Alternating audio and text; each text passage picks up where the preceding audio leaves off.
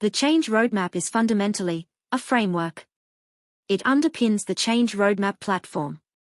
The framework depicts the components for managing change and their interrelationships, forming a logical, easy-to-understand and practical model.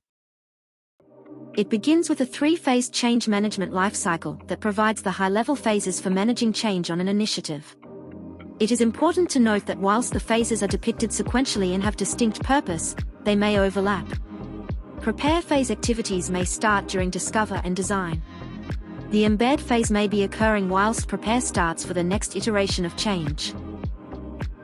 The discover and design phase is to gather the necessary information about the intended change and design the best change management solution. It creates the plan. As change management is people-focused, the prepare phase focuses on preparing the stakeholders for the coming change. It executes the actions outlined in the change management solution.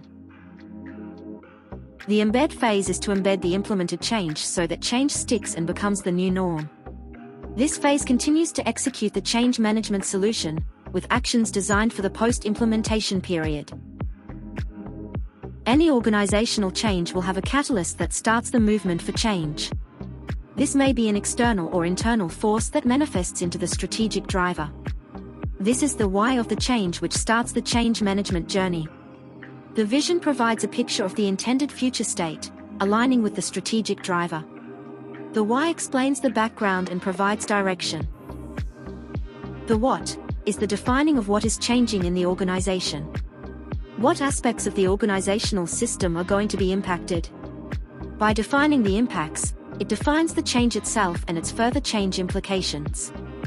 The change roadmap framework categorizes the organizational system into 4 major elements.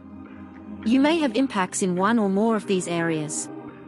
Firstly, technology. This examines the components of technology that the organization utilizes to enable its work. Is the change impact due to new or updated technology? Or does the change cause impact on existing technology? You can drill into detail to define the specific changes. Policy and process. This refers to the many areas of organizational policy or business rules, and the business processes that reflect them in carrying out the organization's work. Do these need to be altered, updated or created? This is often a major area of impact, either directly or indirectly as a result of other changes. Structure and roles. This impact area is for organizational structural and role changes. This can include physical structure change, for example, an office relocation. With any organizational change, consider underlying skills impacts. Do people need new skills for their role? Culture. This category wraps around the others in the framework model. It depicts that culture is all-encompassing for an organization and the other categories can help drive or support it. To define cultural change impacts, you might ask, will people need to think differently towards their work under the new vision? Value different things? Change their behavior to reflect the different thinking, or undo ingrained habits? At the center of the change roadmap, and deliberately so, are stakeholders to the change. The who.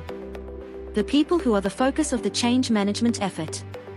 Apart from identifying who they are, information is gathered to determine such things as reasons for resistance, or reasons for positivity towards the change. What's the level of impact for them and what's their level of influence over the change? Progressively, what's their level of change readiness? On the right side of the model is the how, or change enablers. Enablers are the change management strategies and actions that will enable the transition of stakeholders from the current state to future state. The change roadmap categorizes them into 4 distinct areas.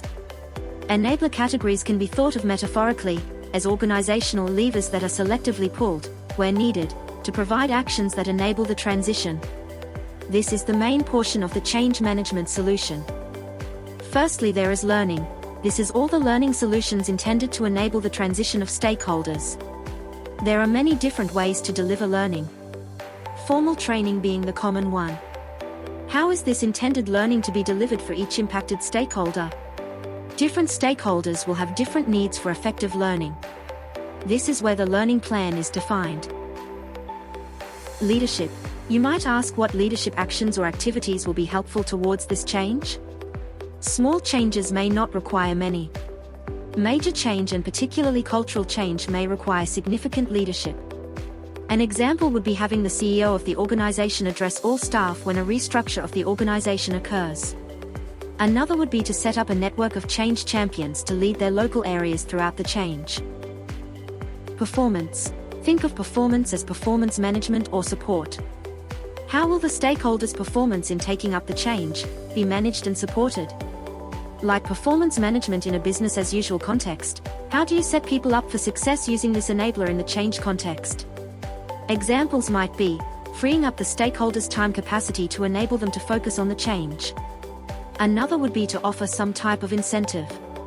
What's the repercussion for individuals if the change is ignored? Communication. This major enabler wraps around the other enabler categories.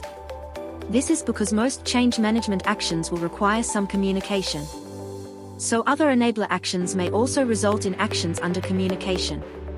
All the change-related communication for the initiative is outlined here and mapped to each stakeholder, effectively designing the communications plan.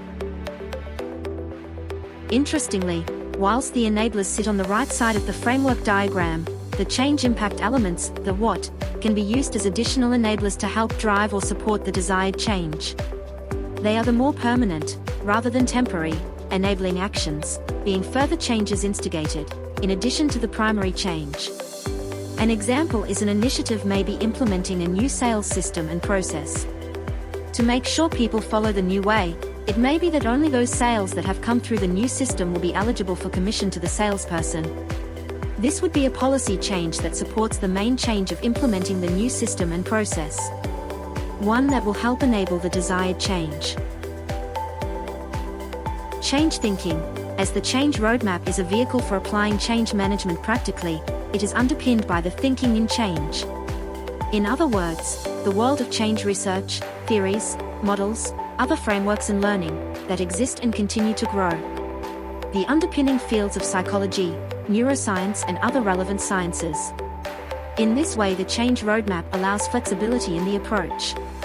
A desired change thinking approach informs the change management solution design for the initiative. All the components come together to form a practical framework for change management. The change roadmap.